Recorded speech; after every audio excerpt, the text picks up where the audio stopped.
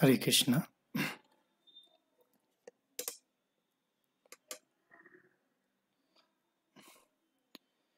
जय राधा माधव कुंज बिहारी।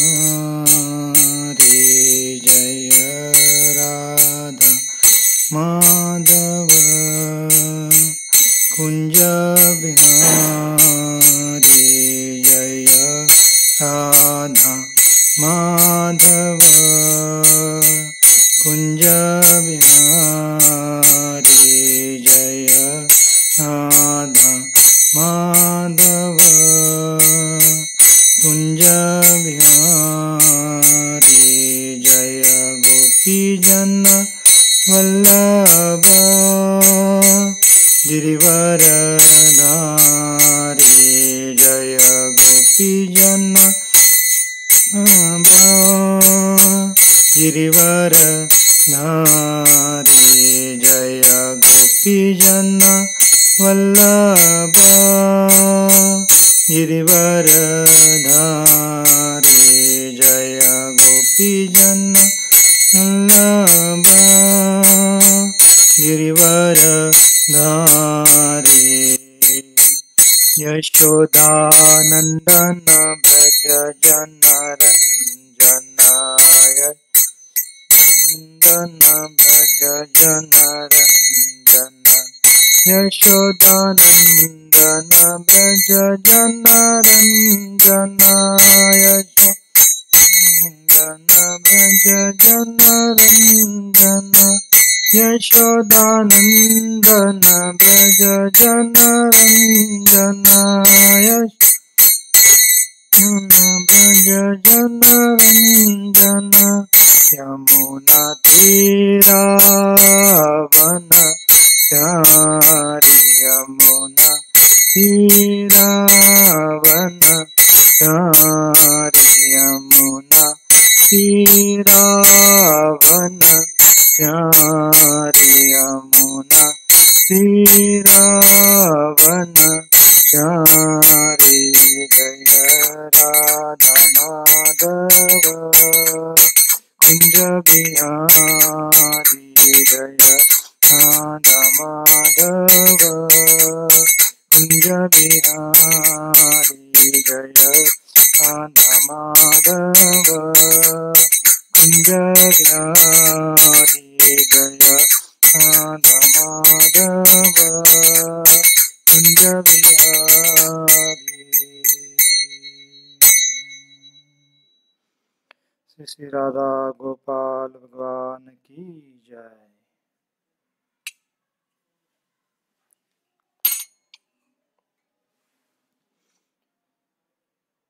ओम नमो भगवते वासुदेवाय। ओम नमो भगवते वासुदेवाय। ओम नमो भगवते वासुदेवाय। नमो विष्णुपादाय कृष्णपृष्ठाय भूतले श्रीमते भक्तिवेदांत स्वामिन् इति नामिने। नमस्ते सारस्वती देवे गौरवाणी प्रचारिणे। निर्विशेष शून्यवादी पाश्चात्यदेशतारिणे। जय श्री कृष्ण चैतन्य प्रभु नित्यानंद। श्री अद्वैत गदाधर श्रीवासादि गौरभक्तवृंद। हरे कृष्णा कृष्णा कृष्णा हरे हरे। हरे राम राम राम हरे हरे।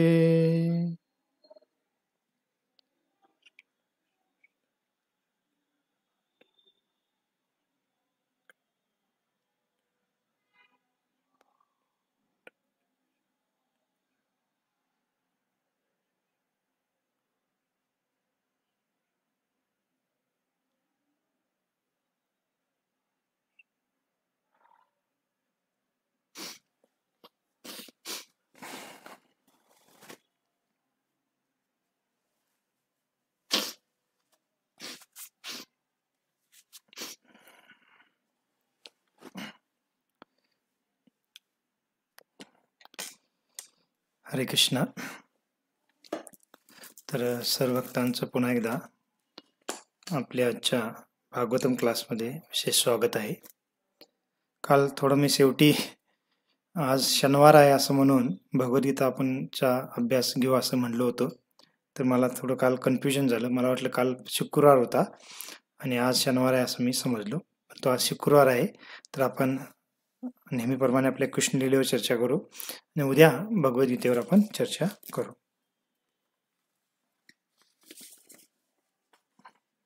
तर काल आपण चर्चा करत होतो की धृतराष्ट्राला अक्रूरजी भेटून मथुरेमध्ये परत येतात आणि तिथली जी काही स्थिती आहे, प्रसंग आहे, ते भगवान श्रीकृष्ण आणि बलरामजींना सर्व काही सांगतात. आणि त्याच वेळेला काय होतं की जो जरासंध आहे, तो जरासंध भरपूर मोठ्या सेनेला घेऊन मथुरेवर आक्रमण करण्यासाठी येतो. कारण जरासंधाच्या ज्या 2 मुली आहेत, त्या मुलींचा विवाह त्यांनी कंसाबरोबर केला होता आणि कृष्णाने कंसाचा वध केला असल्यामुळे आता जरासंध फार क्रोधित झाला होता. कारण त्याच्या दोन्ही मुली आता विधवा झाल्या होत्या आणि तो काय घेतो, एक प्रण घेतो की मी काय करेन, पूर्ण पृथ्वीवरनं यादवांचा कुळ नष्ट करेन. आणि अशा प्रणानं तो काय करतो, भरपूर सेना एकत्रित करून मथुरेवर आक्रमण करण्यासाठी येतो. आणि किती सैन्य होतं तर काल आपण सांगितलं की जवळजवळ 23 अक्षोणी सैन्य तो एकटा घेऊन येतो आणि पूर्ण मथुरा नगरीला तो काय करतो, वेढा देतो. आणि त्यावेळेला मथुऱ्यामधले जे मथुरावासी आहेत ते फार भयभीत होतात, चिंतित होतात. परंतु कृष्ण आणि बलराम विचार करतात किंवा चर्चा करतात की कशा पद्धतीने ह्या जरासंधाचा पराभूत करावा आणि कशा पद्धतीने या जरासंधाचा सेनेचा नाश करावा, याचा थोडा विचार करून चर्चा करून मग ते युद्धासाठी तयार होतात कृष्ण आणि बलराम. आणि त्याच वेळा काय होतं, आकाशातून फार सुंदर आणि तेजस्वी असे 2 रथ त्यांच्यासमोर प्रकट होतात आणि त्या रथातून फार असं प्रखर प्रकाश बाहेर पडत होता. कारण ते रथ साधारण भौतिक जगातील रथ नव्हते, तर भगवंतांच्या धामातील ते भगवंतांचे दिव्य रथ होते आणि त्या ठिकाणी ते प्रकट होतात. आणि फक्त रथ नाही तर त्या रथासोबत त्यांचे सारथी पण होते. जसं भगवान श्रीकृष्णांचा रथ असतो त्याचे सारथी आहेत, त्यांचं नाव असतं दारुक. तर दारुक नावाचे भगवंताचे सेवक आहेत, ते भगवंताच्या रथाचं सारथ्य करतात. मग एका रथाचे सारथी दारुक होते आणि दुसऱ्या रथाचा दुसरा एक सारथी होते. मग हे 2 रथ कोणासाठी आले होते, कृष्ण आणि बलरामसाठी आले होते. आणि फक्त रथच नव्हते तर त्या रथामध्ये भरपूर वेगवेगळे दिव्य अस्त्र शस्त्र ठेवलेली होती. भगवंतांचा जो धनुष्य आहे, सारंग धनुष्य, तो त्याच्यामध्ये होता. बलरामजीच्या रथामध्ये त्यांचा नांगर होता, त्यांची गदा होती. तर हे सर्व आयुध अस्त्रशस्त्र त्या रथामध्ये होते. मग आपण एक मुद्दा आणखी समजून घेतला पाहिजे की भगवान श्रीकृष्ण जेव्हा वृंदावनमध्ये होते तर वृंदावनमध्ये जे वेगवेगळे असुर आले, राक्षस आले, तर त्यांना मारताना भगवंतांनी कुठल्याही शस्त्र किंवा अस्त्राचा वापर केला नाही किंवा रथाचा पण वापर केला नाही. तर पहा, आपण एवढे 21-22 प्रसंग पाहिले आपण, परंतु त्या प्रत्येक प्रसंगामध्ये भगवान काय करतायत की फक्त आपल्या हातांचा, आपल्या मुष्टीचा, आपल्या पायाचा लत्ता मार करून किंवा पायाचा मार करूनच त्या असुरांना मारत आहेत किंवा हाताने पकडून त्यांना हवेमध्ये गरगर फिरवतात आणि फेकून देतात आणि त्याच्यामध्ये त्याचा मृत्यू होतो. परंतु आता मथुरेमधून ज्या लीला होतात त्याच्यामध्ये भगवान सर्व वेगवेगळे शस्त्र आणि अस्त्राचा वापर करण्यास सुरुवात करतात. तर याचं कारण आहे, जसं आपण सांगितलेलं आहे की जे मथुरेमध्ये कृष्ण असतात ते मूळ पूर्ण पुरुषोत्तम कृष्ण आहेत आणि जे वृंदावनमध्ये कृष्ण असतात ते मूळ पूर्ण पुरुषोत्तम कृष्ण असतात आणि मथुरा आणि द्वारकेमध्ये जे कृष्ण वास करतात ते कोण आहेत, ते वासुदेव कृष्ण आहेत.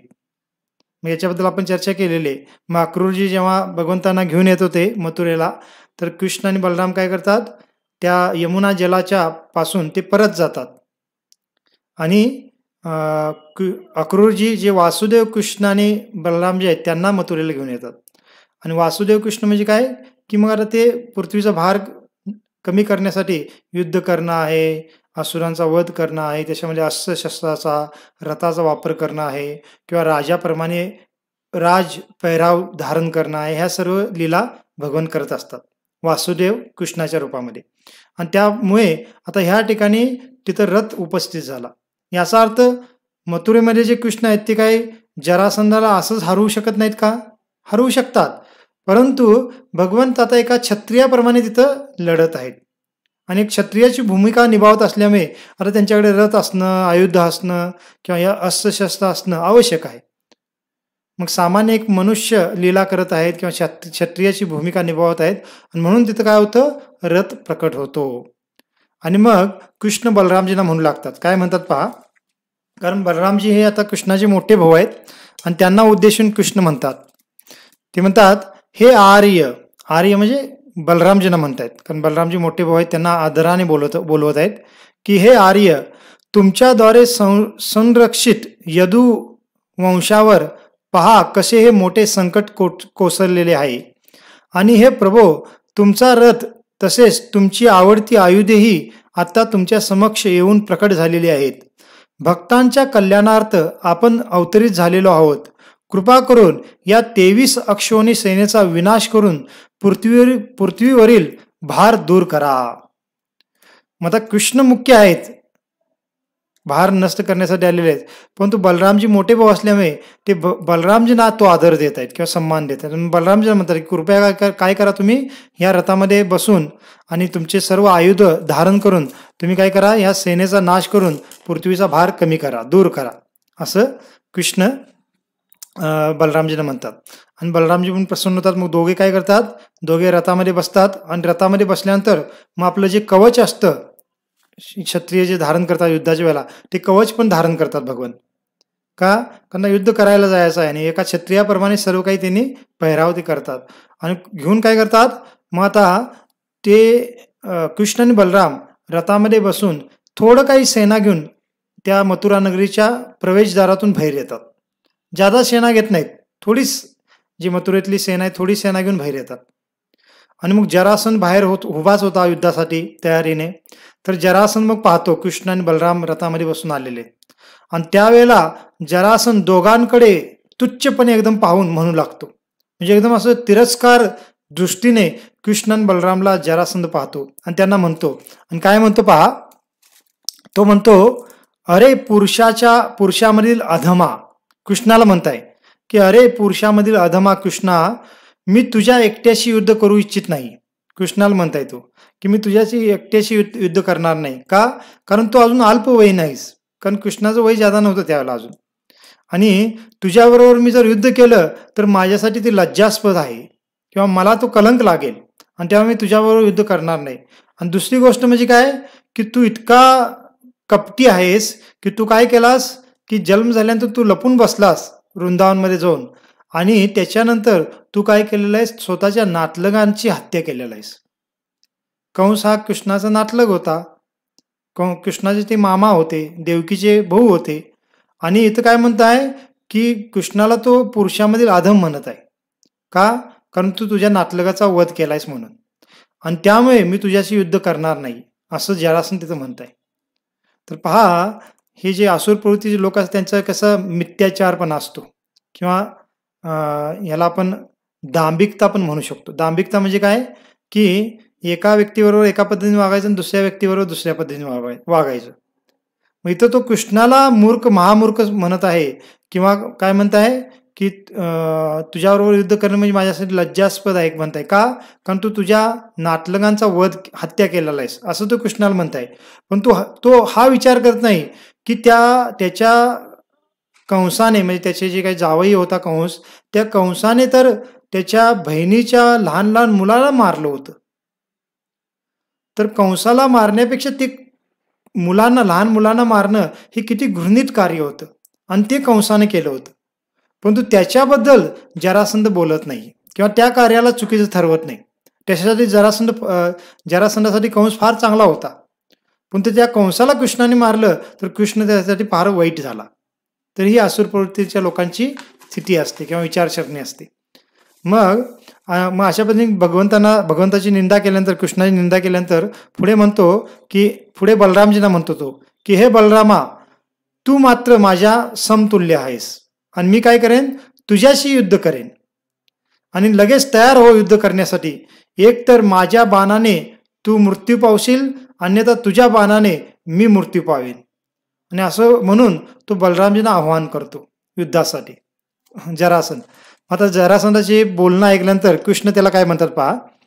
तर युद्धाचा प्रसंग, युद्ध भूमीवर सर्वजण उभे आहेत आणि बोलणं चालू आहे. तर भगवान श्रीकृष्ण त्याला म्हणतात जरासंधाला की हे जरासंध, शूर पुरुष जे असतात ते व्यर्थ बडबड करत नाहीत. जे शूर पुरुष असतात, फार धाडशी किंवा शूर असतात, ते व्यर्थ बडबड करत नाहीत. तर ते काय करतात, ते आपल्या सामर्थ्याचं प्रदर्शन करतात. आणि त्यामुळे चिंतासूर आणि मरणासन मनुष्याच्या शब्दांना आम्ही मुळीच महत्व देत नाही. तर जे शूर असतात ते आपल्या सामर्थ्याचं प्रदर्शन करतात, ते ज्यादा व्यर्थ बडबड करत नाहीत. आणि तुझ्यासारखा जो चिंतातूर व्यक्ती असतो किंवा मरणासन व्यक्ती असतो, अशा व्यक्तीच्या शब्दाला आम्ही ज्यादा महत्व देत नाही. मग कृष्ण पण त्याला थोडं अपमानित करतात, तुझ्यासारख्या व्यक्तीच्या शब्दांना आम्ही ज्यादा महत्व देत नाही. तर आपण एक दोनदा सांगितलेलं आहे की जेव्हा असे वैदिक संस्कृतीमध्ये द्वापर युगाच्या अगोदर जे काही युद्ध व्हायचे, तर त्या युद्धाच्या वेळेला असे काही शाब्दिक थोडे देवाणघेवाण होत होती. तर ही पण एक युद्धाची एक नीती आहे की युद्ध सुरू व्हायच्या अगोदर एकमेकांना काय करायचं, शब्दाने म्हणजे शब्दाने त्यांना कमी लेखायचं आणि आपण त्याच्यापेक्षा श्रेष्ठ आहे असं बडाई मारायची. का, याचं थोडं मानसिक लाभ होत असतो की आपण त्याला मारू शकतो, आपण तुला मी हरवेन, तुला मारेन असं म्हटल्यानंतर या व्यक्तीचा थोडा आत्मविश्वास वाढतो आणि समोरच्या ऐकणाऱ्याचा विश्वास थोडा कमी होतो किंवा तो घाबरतो. आणि ह्यासाठी हे युद्धाच्या अगोदर युद्धामध्ये एकत्रित झालेल्या योद्ध्यांमध्ये अशा पद्धतीने शाब्दिक बाचाबाची किंवा बोलणं सतत होत होतं. आणि त्या पद्धतीने जरासंध थोडं बोलतो आणि कृष्ण पण म्हणतात अशा पद्धतीने. आणि मग काय होतं की जरासंध आता फार क्रोधित होऊन, कृष्णाच्या अशा शब्दाने क्रोधित होऊन लगेच तो काय करू लागतो, आपल्या सैन्याला आज्ञा देतो आणि स्वतःनेच त्याच्या सेनेच्याद्वारे पण कृष्ण आणि बलराम आणि त्यांची जी सेना होती त्यांच्यावर वेगवेगळ्या अस्त्रशस्त्रांचा मारा सुरू केला जातो. मग त्याच्यामध्ये बाण मारले जात आहेत, भाला आहे किंवा गदा आहे, अशी वेगवेगळे अस्त्रशस्त्र ते काय करतात, कृष्ण बलरामाने त्यांच्या सेनेवर सोडतात. आणि काय होतं, विचार करा, 23 अक्षोणी सेना आहे आणि त्याच्यामध्ये कृष्ण बलराम दोघेच आहेत आणि थोडीच त्यांची सेना आहे. आणि त्या सेनेमध्ये काय होतं की या सर्वांचे अस्त्रशस्त्र आल्यानंतर कृष्ण बलराम त्यांची सेना पूर्णतः त्याच्यामध्ये आच्छादून जाते. बाहेरून असं वाटतं की जणू काही त्या बाणाने किंवा अस्त्रशस्त्राने कृष्ण बलरामाच्या सेनेला आता पूर्णतः काय केलेलं आहे, नष्ट केलेलं आहे. अशा पद्धतीने पूर्ण ते आच्छादून जातात, बाहेरनं काहीच दिसत नाही, अशा पद्धतीने स्थिती तिथं निर्माण होते. आणि मग हे सर्व युद्ध सुरू होत असताना काय झालं असतं की आत मथुरेमध्ये जे काही मथुरावासी आहेत किंवा विशेष करून ज्या मथुरेमधल्या स्त्रिया होत्या, त्या त्यांनी काय केलं असतं की मथुरामध्ये जे मोठमोठे महल आहेत, त्या महलाच्या वर गोपुर आहेत, तर त्या ठिकाणी येऊन त्यावर गच्चीवर येऊन महलाच्या गोपुरावर मध्ये येऊन ते काय करत असतात, आतूनच ते युद्ध पाहत असतात. आणि ते जेव्हा हे पाहतात की कृष्ण आणि बलराम यांचा रथ पूर्णतः शस्त्रास्त्राने आच्छादून गेलेला आहे, आपली सेना पण त्या शस्त्रास्त्राने आच्छादून गेलेली आहे, तर ते फार एकदम दुःखी होतात, एकदम आक्रोश करू लागतात. आणि वर्णन आहे, काही स्त्रिया ते पाहून अक्षरशः मूर्छेतून खाली पडतात. मग अशा पद्धतीने सर्व घाबरले होते. मग भगवंत अंतकरणामध्ये आहे, सर्वांच्या हृदयामध्ये अंतकरण म्हणजे एक अंतर्यामी म्हणून वास करतात. आणि भगवान विचार करतात की मथुरावासी आता फार घाबरलेले आहेत, त्यांना आपण काय केलं पाहिजे, भयातून मुक्त केलं पाहिजे. असं म्हणून भगवान काय करतात, आपला धनुष्य उचलतात. सारंग नावाचा त्यांचा धनुष्य आहे, तर ते धनुष्य उचलतात आणि सर्वात पहिला त्या धनुष्याची जी प्रत्यंचा असते त्याचा टंकार करतात, म्हणजे त्या प्रत्यंचाला नुसतं ओढतात थोडं, आणि त्याने फार भयानक ध्वनी उत्पन्न होतो. आणि त्या ध्वनीनेच जरासंधाच्या सेनेच्या हृदयामध्ये भीती निर्माण होते. आणि लगेच भगवान काय करतात, आपल्या धनुष्यावर बाण चढवून त्या बाणाला आकाशामध्ये मारू लागतात. आणि एकाच बाणातून असंख्य बाण बाहेर पडतात. आणि त्या सर्व बाणाच्या द्वारे जे काय हवेतून जरासंधाने सोडलेले जे काही बाण, भाला किंवा गदा, वेगवेगळे अस्त्रशस्त्र होते, ते सर्व अस्त्रशस्त्र भगवंत आणि बलरामजी पण काय करतात, हवेमध्ये सर्वांना छाटून टाकतात किंवा नष्ट करतात. कारण ते अस्त्रशस्त्र भगवंताच्या रथावर आले होते, परंतु अजून रथावर पडले नव्हते. त्यांनी आघात केला नव्हता. आणि तेवढ्यात भगवंत काय करतात, आपल्या धनुष्यातून अशा पद्धतीने मारा करतात आणि सर्व काय होतं, ते अस्त्रशस्त्र नष्ट होतात. आणि आता भगवंत जरासंधाच्या सेनेवर अस्त्रशस्त्राचा मारा करू लागतात. आणि इथं काय झालेलं आहे की कृष्णांची जी सेना होती ती काय करत नाही, ती फक्त मागं थांबलेली होती. आणि फक्त कृष्ण आणि बलराम दोघेच आता युद्ध करत आहेत आणि दोघंच फक्त बाणांचा मारा करत आहेत जरासंधाच्या सेनेवर. आणि तो मारा इतका भीषण होता आणि इतक्या एका बाणातून असंख्य बाण निर्माण होत होते. आणि त्याच्यामुळे काय होत होतं की जे जरासंधाच्या सेनेतले जे हत्ती होते, ते हत्ती त्या बाणाने गर्दपान होऊन खाली पडत होते. घोडे होते, ते घोडे आपल्या माना म्हणजे टाकून खाली मरून पडत होते. त्यांचे रथ नष्ट होत होते किंवा त्यांचे सारथी आहेत किंवा ध्वज आहे ते मोडून पडत होतात, सारथी मरून पडत होते. तरी भगवंताच्या एकाच माराने हे सर्व घडू लागतं. आणि थोड्याच वेळात काय होतं की त्यांची जी सेना आहे त्या सेनेची स्थिती काय होते पहा. फार सुंदर वर्णन सुखदेव गोस्वामींनी भागवतामध्ये केलेलं आहे की जरासंधाच्या सेनेची स्थिती काय होते थोड्याच वेळात भगवंत जेव्हा मारा करू लागतात तेव्हा. तर म्हणलेलं आहे, भगवान श्रीकृष्णांच्या बाणांनी सैनिक, हत्ती, घोडे यांची शरीरे तुटून त्यांपासून रक्ताच्या शेकडो नद्या वाहू लागल्या. तर काय दृश्य असेल विचार करू शकतो आपण की हे जे घोडे, हत्ती किंवा सैनिक इतक्या मोठ्या प्रमाणात मारले गेले भगवंताच्या बाणाने की त्या सर्वांच्या रक्ताने शेकडो नद्या वाहू लागल्या. कारण संख्या पण तेवढी होती, ती 23 अक्षोणी सेना होती त्यांची. आणि रक्ताच्या नद्या वाहू लागल्या त्या युद्धभूमीवर. आणि काय पुढे सांगितलेलं आहे, त्या नद्यातून वाहत जाणारे सैनिकांचे हात सापांसारखे दिसू लागले. कारण जेव्हा बाण लागत होते तर बऱ्याच सैनिकांचे हात छाटले जात होते, कोणाचा पाय छाटला जात होता, कोणाचं मस्तक उडवलं जात होतं. अशा पद्धतीने सर्व अवयव अस्तव्यस्त होऊन त्या रक्तामध्ये पडलेले होते. आणि त्यामुळे कसं वाटत होतं, जणू काय एका नदीतून एखादा साप चाललेला आहे असं त्या सैनिकाच्या हातामुळे वाटत होतं. आणि काही सैनिकाचे मस्तक उडवले गेले होते आणि ते पण रक्तातून वाहत चालले होते. आता पहा, आपण हे जे वर्णन ऐकत आहोत तर हे वर्णन आपल्याला ऐकताना पुढं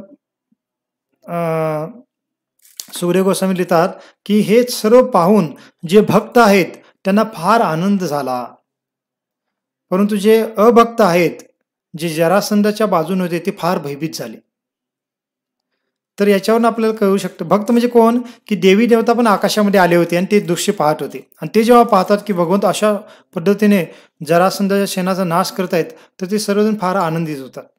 त्यांना भय वाटत नाही, पण तो असुरांना भय वाटतं. आणि आपण वाचत असताना पण पहा, तसं पाहायला गेलं भौतिक दृष्टिकोनातून तर किती हे क्रूर वर्णन आहे किंवा किती एकदम घृणित वर्णन आहे. तर पाहायला गेलं तर घृणित म्हणजे जसं एखादा आपण पेपरामध्ये वाचू, एखादा लेख आला किंवा एखादी न्यूज आली समजा की अशा ठिकाणी थोडं 2 ग्रुपमध्ये भांडणं झालेले आहेत आणि तिथं तलवार आणि ह्याच्याने ते मारा झाला, आघात झाले किंवा एकमेकावर त्याने आक्रमण केलं.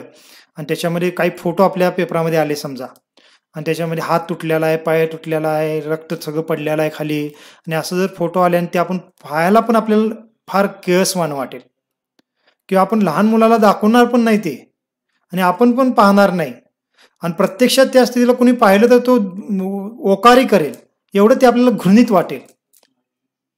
परंतु त्याच्यापेक्षाही ज्यादा भीषणतेने इथं वर्णन दिलेलं आहे. परंतु हे ऐकताना आपल्याला काही घृणितता वाटत नाही किंवा किळसपणा वाटत नाही. का? कारण हे जे वर्णन आहे हे भगवंताच्या लीलेचं वर्णन आहे. आणि त्यामुळे हे ऐकताना आपल्याला आणखी ज्यादा भगवंतांच्या कार्यावर अभिमान वाटतो, भगवंताबद्दल आणखी ज्यादा प्रेम जागृत होतं की आपले कृष्ण किती शक्तिशाली आहेत पहा, की त्याने जरासंधाच्या सेनेची कशी गती केली आणि त्याचं वर्णन कसं केलेलं आहे की रक्ताच्या नद्या वाहू लागल्यात आहेत. असं जर आपण एखादा फोटो पाहिला, भौतिक कुणी एखाद्या दुसऱ्याला मारल्याने रक्त वाहत आहे तसं फोटो दाखवला किंवा न्यूजमध्ये पण कधी असं दाखवत असतील तर ते दाखवत नाहीत ते प्रसंग. का? कारण ते दाखवणं इतरांना योग्य वाटत नाही. पण तिथं त्याचं वर्णन केलेलं आहे. जसं आपण नरसिंह लीलेबद्दल पण सांगतो की भगवान नरसिंह भगवंत आहेत, ते काय करतात, हिरण्यकशिपूला आपल्या मांडीवर घेऊन त्याचं पोट फाडतात आणि त्याच्या आतड्या काढून आपल्या गळ्यामध्ये घालतात. तर असं कोण करू शकतं का या भौतिक जगामध्ये? आणि समजा एखाद्याने तसं केलं आणि तसा फोटो जर आपण आपल्या घरामध्ये ठेवू का? ठेवणार नाही. का? कारण ते किती एकदम घृणित वाटेल आपल्याला. एखादा लहान मुलगा पाहिला तर तो रात्रभर झोपणार नाही असं वाटेल. परंतु भगवंताने ते कार्य केलं तर तो फोटो आपण भगवंत आपल्या घराच्या देवघरामध्ये ठेवतो. त्याचं रोज दर्शन करतो. मुलांना दर्शन घडवतो आणि मुलांना पण भीती वाटत नाही ते पाहिल्यानंतर. का? कारण भगवंतांचं ते कार्य आहे. भगवंत जेव्हा असं कार्य करतात तर ते कार्य सर्वांसाठी फार शुभ प्रदान करणार असतं. मंगलदायक स्थिती उत्पन्न करणार असतं. तर हे भगवंताच्या कार्याचं दिव्यत्व असतं. मग इथं पहा वर्णन आहे की अशा पद्धतीने नद्या वाहत आहेत रक्ताच्या. त्याच्यामध्ये हात तुटलेले हात जात आहेत. एक मिनिट.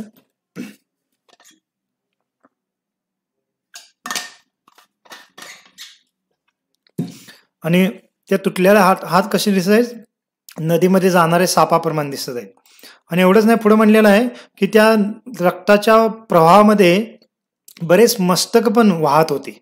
आणि ती मस्तक कासवाप्रमाणे दिसत होती.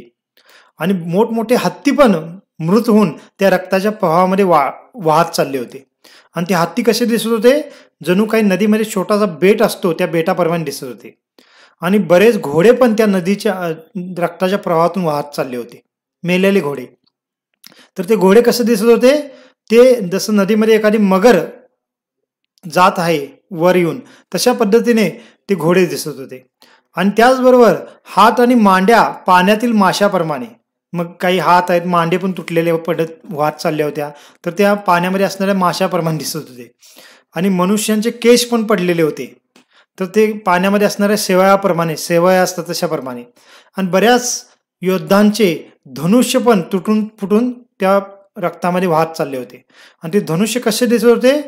त्या नदीमध्ये असणाऱ्या लाटाप्रमाणे दिसत होते. आणि विविध शस्त्रास्त्रे झुडपाप्रमाणे दिसू लागले. आणि बरेच आणि शस्त्रास्त्र त्या रक्तामध्ये पडले होते. तर जसं पाण्यामध्ये झुडूप असतं नदीमध्ये, तशा पद्धतीने ते शस्त्रास्त्र दिसू लागले. आणि म्हणल्या नदीतील रक्तप्रवाह अशा सर्व घटकांनी भरून गेले होते. तर ते जे रक्तप्रवाह होता तो अशा सर्व गोष्टींनी भरून गेला होता. आणि पुढे काय म्हणलेलं आहे पहा, नद्यातून वेगाने वाहत असलेले रथचक्रे भोवऱ्यासारखी दिसू लागली. मग रथाचे चक्र पण त्याच्यातून वाहत चालले होते. म्हणजे रक्त किती असेल विचार करा. आणि ते रथाचे चक्र भोवऱ्याप्रमाणे दिसू लागले. आणि त्या रक्तामध्ये त्या योद्ध्यांचे अलंकार पण पडले होते तुटून फुटून. तर ते अलंकार कशाप्रमाणे दिसू लागले? नदीच्या किनारी असणाऱ्या वाळूप्रमाणे दिसू लागले. आणि हे दृश्य पाहून जे जरासंधाचे बाकीचे जे योद्धे राहिले होते ते फार भयभीत झाले. परंतु आकाशामध्ये असणारे देवी देवता फार आनंदित झाले. आणि पुढे म्हणलेलं आहे, मग बलराम काय करतात? कृष्णाने आपल्या बाणाने अशा पद्धतीने आघात केला जरासंधाच्या सेनेवर. आणि बलरामजी काय करतात? आपला नांगर काढतात. आणि त्या नांगराने काय करतात? नांगराला मोठं करून त्या नांगराने जरासंधाच्या सेनेला नाश करू लागतात. आणि अशा पद्धतीने कृष्ण बलराम दोघेच 23 अक्षोणी सेनेचा एखादा मुलं जसं खेळामध्ये एखादा खेळ खेळतात तशा पद्धतीने खेळामध्येच त्या 23 अक्षोणी सेनेचा थोड्याच वेळामध्ये नाश करतात, पूर्णतः त्यांचा वध करतात. कृष्णांच्या सेनेला किंवा कृष्ण बलरामजींची जी सेना होती त्या सेनेला काही करण्याची आवश्यकता पडत नाही. फक्त कृष्ण बलराम दोघेच मिळून त्या सर्वांचा नाश करतात. आणि मग काय होतं? फक्त आता जरासंध राहिला होता. जरासंध एकटा, त्याचा पण रथ मोडला होता. तो जमिनीवर असा पडून पुन्हा उठून तो आक्रमण करण्यासाठी पुढे येत होता. पण तो काय होतं? बलरामजी पुढे जातात आणि जसं एखादा सिंह दुसऱ्या सिंहाला पकडतो तशा पद्धतीने बलरामजी काय करतात? त्या जरासंधाला बंदी बनवतात.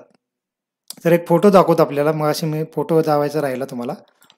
तर पहा, या फोटोमध्ये पाहू शकता की कृष्ण जरासंधाच्या सैन्याबरोबर युद्ध करत आहेत.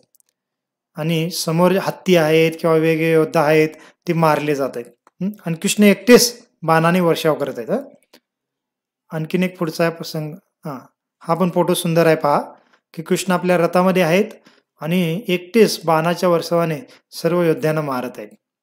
याच्यामध्ये पण आपल्याला थोडं प्रचिती येऊ शकते.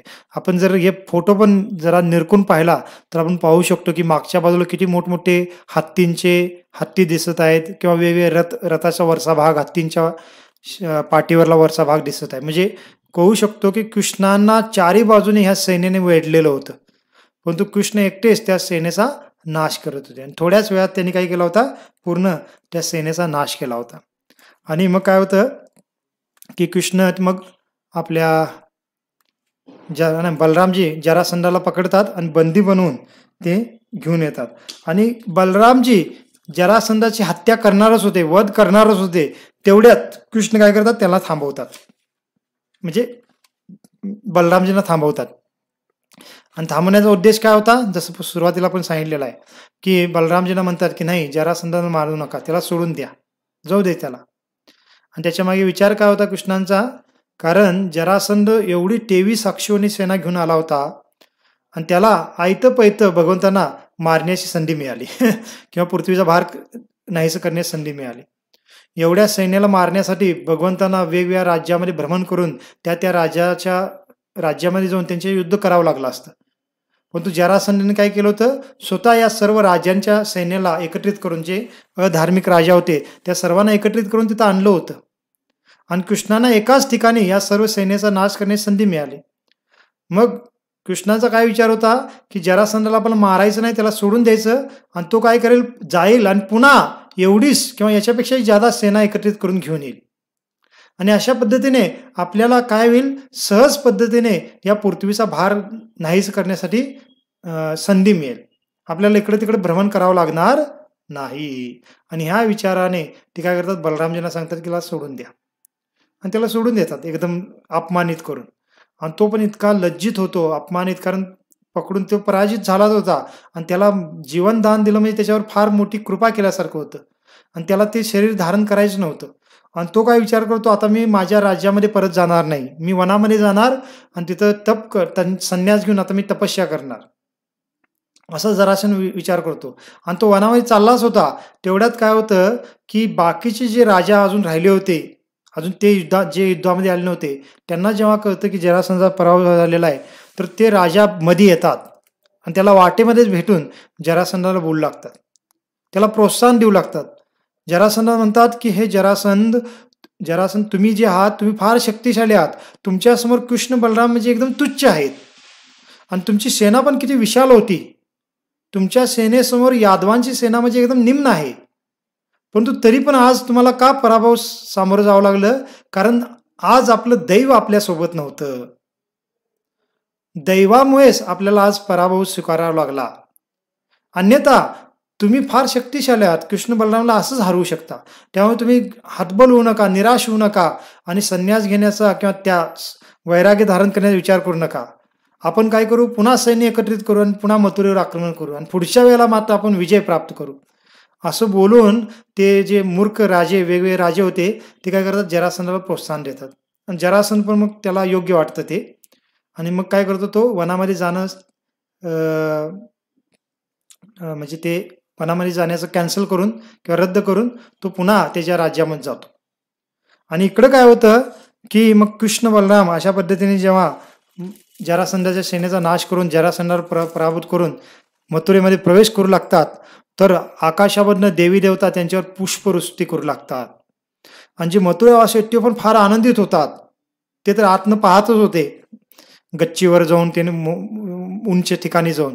आणि ते जेव्हा पाहतात कृष्ण बलराम विजयी झालेले आहेत, सर्वजण आनंदाने त्या मथुरेच्या प्रवेशद्वारावर येतात. आणि प्रवेशद्वारावर येऊन काय करतात, कृष्णाच्या विजयाचं गीत गाऊ लागतात, त्यांचा विजय जय जयकार करू लागतात कृष्ण बलरामजींचा. आणि बघा, मग नगराच्या प्रवेशद्वारावर सर्वजण वेगवेगळी वाद्य वाजवत भगवंताचं स्वागत करतात. काही जण शंख वाजवत होते, काही जण तुताऱ्या वाजवत होते, काही जण विणा किंवा वेणू, मृदुंग असे वेगवेगळे वाद्य वाजवत काय करत होते, कृष्णांचा स्तुती करत होते. आणि नगरावर काय झालं, मग नगराच्या म्हणजे जे मथुरा नगर आहे त्या मार्गावर चंदनाचं पाणी शिंपडलं गेलं आणि नगरामध्ये फार सजावट केली गेली, ध्वजा पताका लावून, तोरणे बांधून, कशासाठी, कृष्ण बलरामांचं स्वागत करण्यासाठी. आणि हे ज्या स्त्रिया होत्या त्या पण मार्गावर येतात आणि कृष्ण बलराम मार्गावरनं चाललेले आहेत, तर त्यांच्यावर पुष्पवृष्टी करू लागतात. अक्षता किंवा अंकुर जे असतात ते त्यांच्यावर वृष्टी करू लागतात. कशासाठी? कृष्णांचं आणि बलरामचं कौतुक करण्यासाठी. आणि मग अशा पद्धतीने कृष्ण बलराम मथुरेमध्ये प्रवेश करतात. उग्रसेनला सर्व वृत्तांत सांगतात, कारण उग्रसेन राजा आहेत तिथले. आणि जरासंधाच्या सेनेचं जे काही जे दागिने होते, अस्त्रशस्त्र होते, ते सर्व एकत्रित करून पुन्हा उग्रसेन राजाला भेट म्हणून दिलं जातं. कारण एवढ्या 23 अक्षोणी सेनेचा नाश केला होता, परंतु त्यांच्या शरीरावर असणारे जे अलंकार आहेत, त्यांचे रथ आहेत, राहिलेले घोडे आहेत, हत्ती आहेत, हे त्यांना आता एक प्रकारे खजाना म्हणून प्राप्त झाला होता. आणि ते सर्व एकत्रित करून यादवांचं जे सेना आहे ती काय करते, सर्व तो खजाना एकत्रित करून उग्रसेनला भेट म्हणून प्रदान केली जाते. आणि मग अशा पद्धतीने मथुरवासी फार आनंदित होतात. परंतु इकडे जो जरासंध आहे तो फार आणखीनच क्रोधाने पेटून उठतो आणि त्याचा कोड वाढतच जातो. आणि म्हणलेला आहे, अशा पद्धतीने जरासंध जसं आता एकदा आक्रमण केलं त्यांनी, तर अशा पद्धतीने एकदा नाही, दोनदा नाही, तीनदा नाही, चारदा नाही, जवळजवळ 17 वेळा तो आक्रमण करतो. मग आता भागवतमध्ये 17 वेळा आक्रमण केले असं म्हणलेलं आहे. परंतु काही बाकीच्या ठिकाणी म्हणलेलं आहे की 17 वेळा तो आक्रमण केलेलं आहे. तर ते 17 वेळा आक्रमण केव्हा केव्हा करतो, तर प्रत्येक वर्षी एक एक वेळा करतो. आणि प्रत्येक वेळेला कृष्ण बलराम दोघेच मिळून त्याच्या सर्व त्या 23 अक्षोणी, प्रत्येक वेळेला तेवढीच सेना घेऊन येतो, 23 अक्षोणी सेना. विचार करा किती तो म्हणजे एक भक्त म्हणत होते की जरासंधाकडून आपण आशावाद शिकून घेऊ शकतो. किती तो आशावादी होता किंवा त्याच्यामध्ये किती आशा होती की एवढ्या 16-17 वेळा हारून पण त्यांनी आपले प्रयत्न त्यागले नाहीत. आणि प्रत्येक वेळेला तो 23 अक्षोणी सेना एकत्रित करून मथुरेवर आक्रमण करायचा एक वर्षानंतर. कारण एखादं वर्ष त्याला लागत असेल ती सेना गोळा करण्यासाठी, पुन्हा खजाना किंवा सर्व काही तयारी करण्यासाठी. आणि प्रत्येक वेळी तो यायचा आणि प्रत्येक वेळी कृष्ण बलराम दोघेच त्यांच्याशी युद्ध करून त्या सर्व 23 अक्षोणी सेनेचा नाश करायचे आणि जरासंधाला सोडून द्यायचे.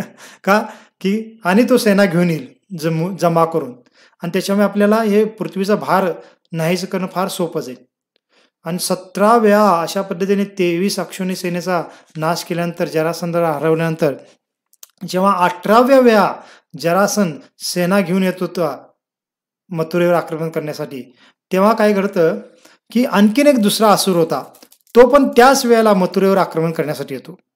आणि त्या असुराचं किंवा राक्षसाचं नाव काय होतं, त्याचं नाव होतं कालयवन. मग जरासंध एका बाजूने 18व्या वेळेला आक्रमण करण्यासाठी येत आहे आणि दुसऱ्या बाजूने कालयवन त्याची सेना घेऊन येत होता मथुरेवर आक्रमण करण्यासाठी. आणि म्हणलेलं आहे की त्याची सेना किती होती कालयवनाची, तर कालयवनाची सेना 3 कोटी सैनिक होते त्याच्या सेनेमध्ये. आणि एवढी मोठी प्रचंड सेना घेऊन तो कालयवन यादवांना किंवा मथुरेवर आक्रमण करण्यासाठी येत होता. मग हा कालयवन कोण आहे बरं, तर त्याचा पण इतिहास सांगितलेला आहे. तर सांगितलेला आहे की हा कालयवन कोण आहे, तर म्हणजे कालयवन कोण आहे किंवा त्याचा जन्म कसा झाला याच्याबद्दल सांगितलं जातं. की एकदा काय झालं की एक गार्ग्य नावाचे मुनी होते किंवा ऋषी मुनी होते. काय नाव होतं त्यांचं, गार्ग्य. आणि गार्ग्य जे ऋषीमुनी होते ते एकदा त्यांच्या कुटुंबासोबत होते आणि त्यांचा जो मेहुणा होता, म्हणजे ह्या गार्ग्य मुनींचा एक मेहुणा होता. आणि तो मेहुणा काय करतो की सर्वांच्या समोर या गार्ग ऋषींचा अपमान करतो, त्यांना काही अपमानित शब्दाने बोलतो. आणि त्यावेळेला यादव समुदायातले काही लोक त्या ठिकाणी होते.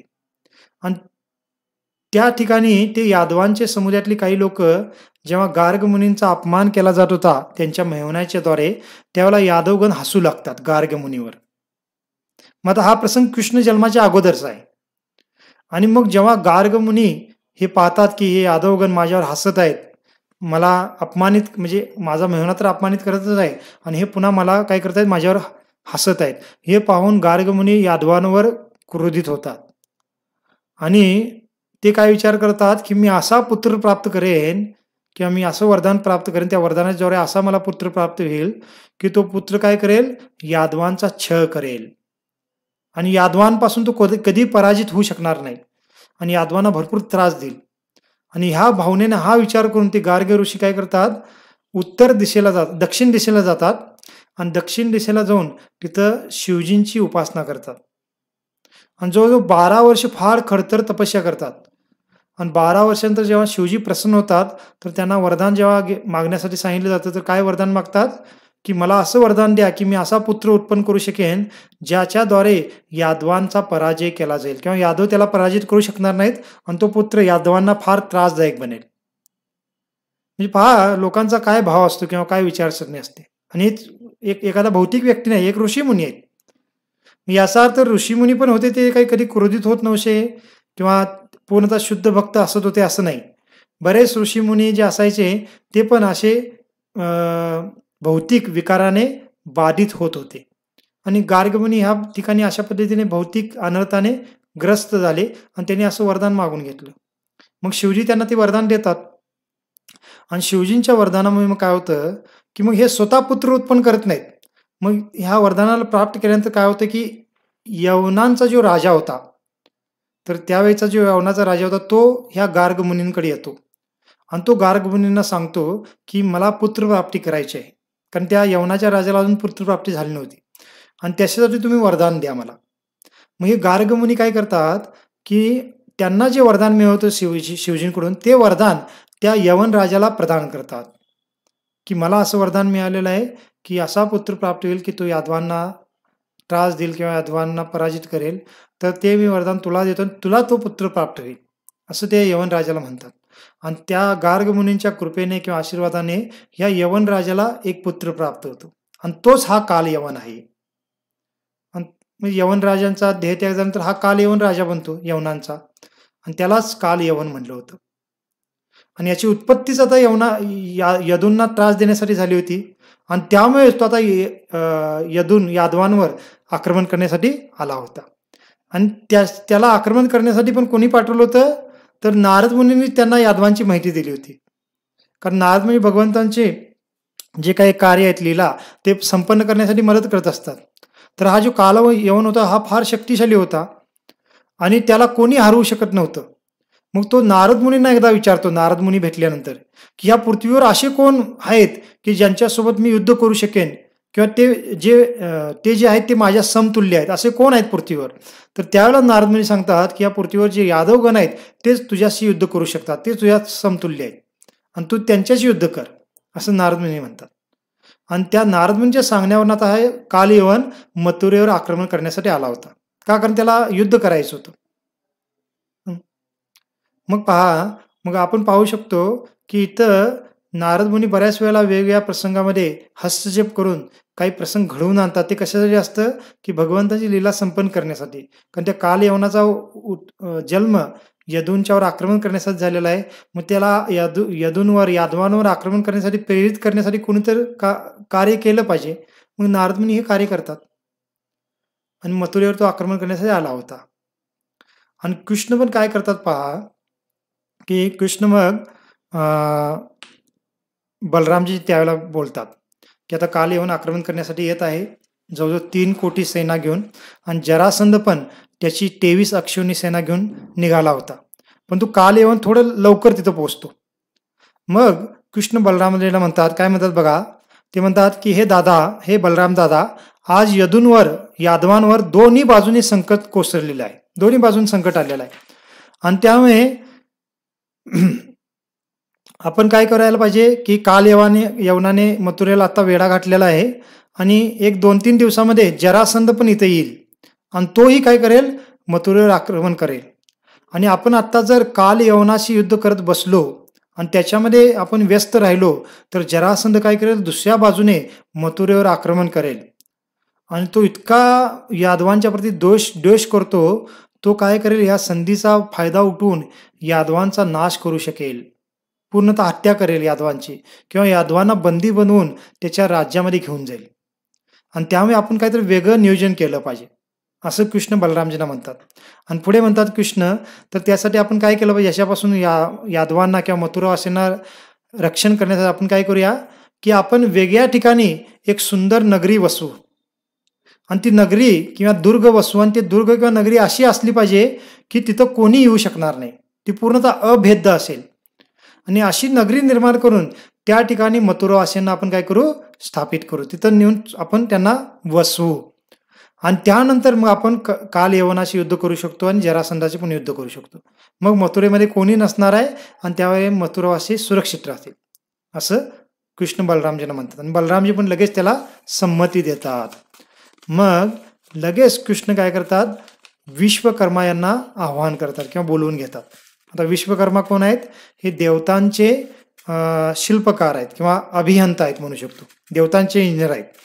आणि मग विश्वकर्माला बोलवून त्यांना आज्ञा देतात किंवा सांगतात की तुम्ही काय करा की प्रभास क्षेत्रामध्ये एक बेट आहे, त्या बेटावर एक नगरी स्थापित करा, सुंदर नगरी.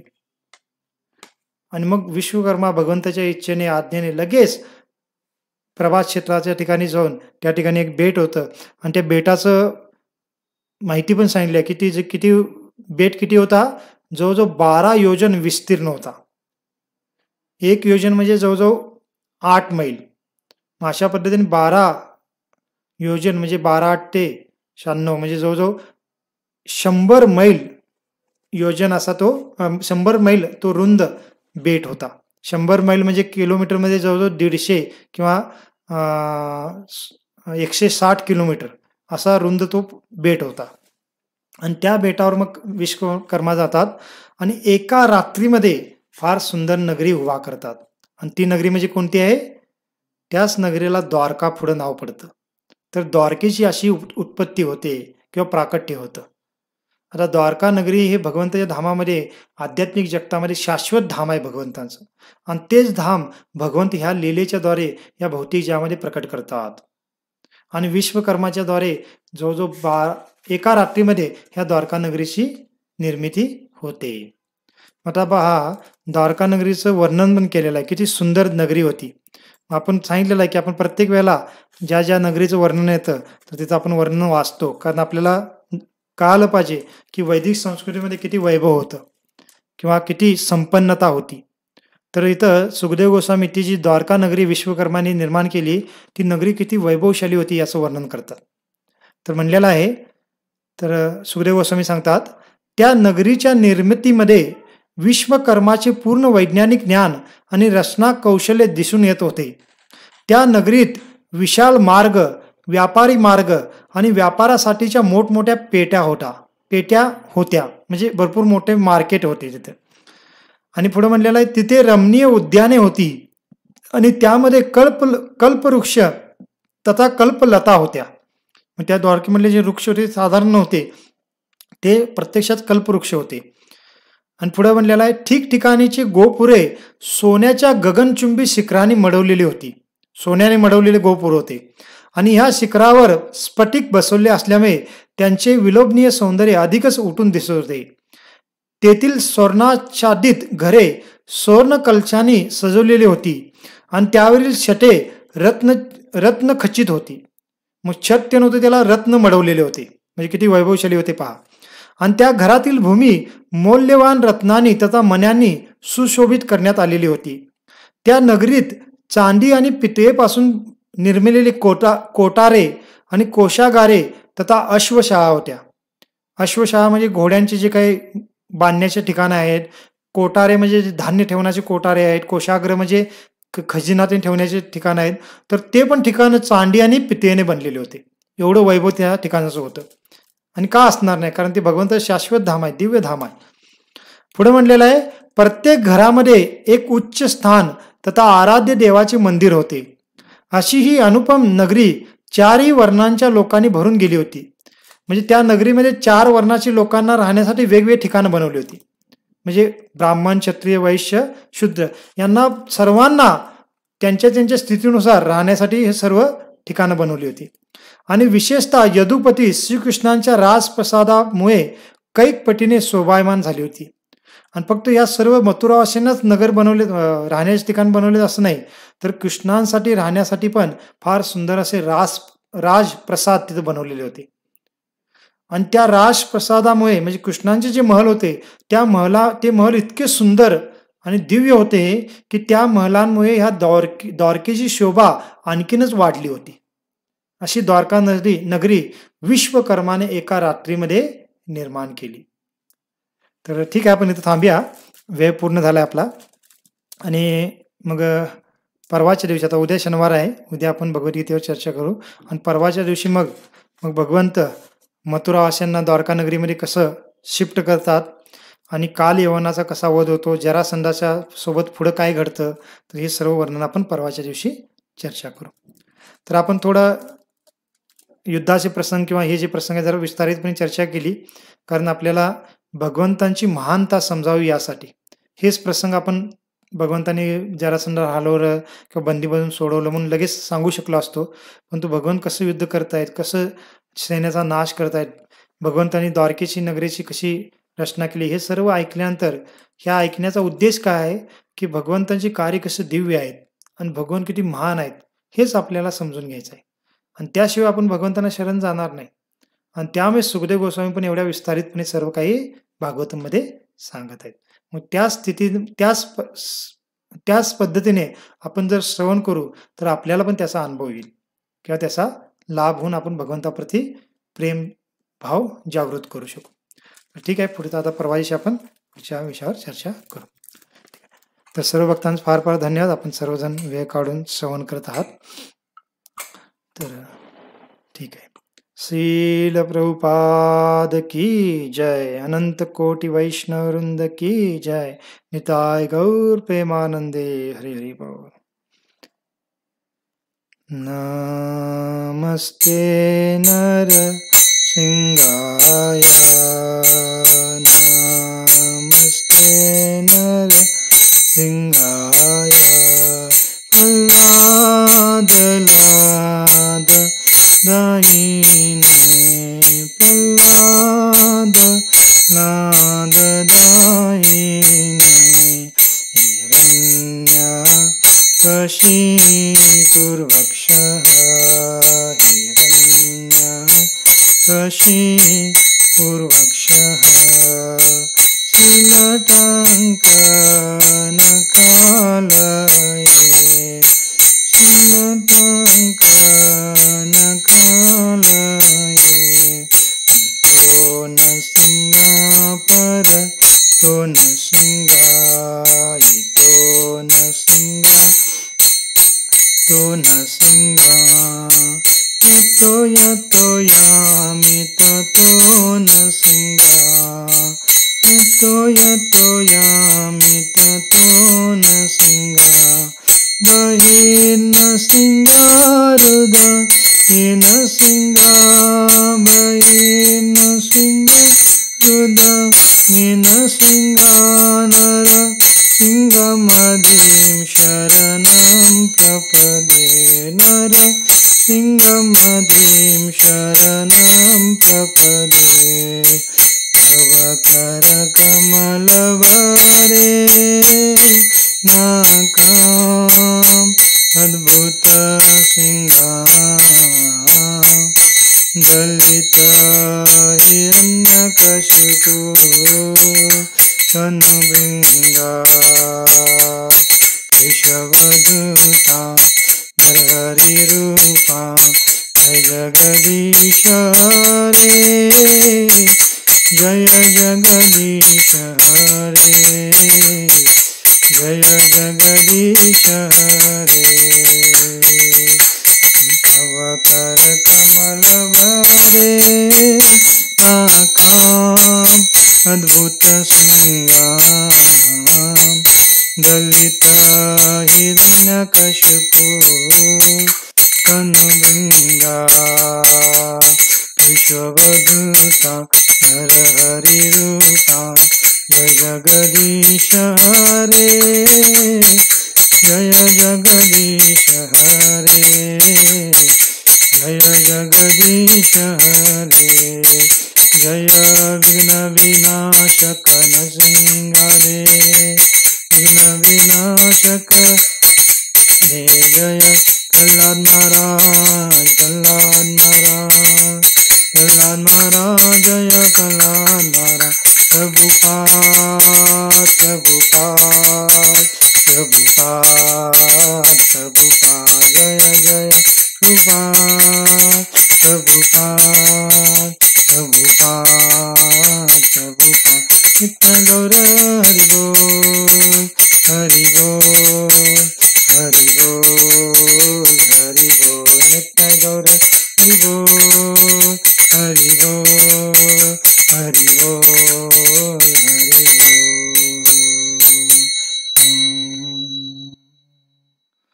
भक्ति विघ्न विनाशक भक्त वत्सल श्री नरसिंह भगवान की जय। भक्त राशि प्रहलाद महाराज की जय। शील प्रभुपाद की जय। निताय गौर प्रेमानंदे। हरि हरि बोल। हरे कृष्णा।